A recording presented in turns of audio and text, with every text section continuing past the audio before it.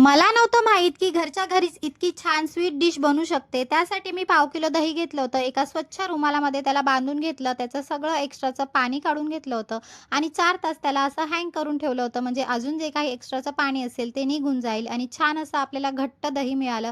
त्याला एका बाउलमध्ये मी ट्रान्सफर केलं होतं. त्याच्यामध्ये पाव वाटी मी साखर वाटून घातली होती आणि 1 चमचा वेलची पूड घातली होती आणि हे सगळं मिश्रण जे आहे ते आपल्याला एकाच दिशेने असं फेटत राहायचं आहे. छान असं फेटलं की आपल्याला त्याची छान अशी स्मूदी तयार झालेली मिळेल.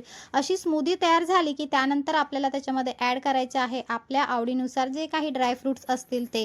आता माझे जे आवडीचे होते ते मी याच्यामध्ये ॲड केले होते आणि त्यानंतर माझ्याकडे हे असं छोटासा मटका होता आणि तुमच्याकडे जे काही भांडं असेल त्याच्यामध्ये त्याला ट्रान्सफर करा आणि छान असं ट्रान्सफर केल्यानंतर वरनं गार्निशिंग परत मी ड्राय फ्रुट्सची केली होती आणि छान असा लूक वाटत होता.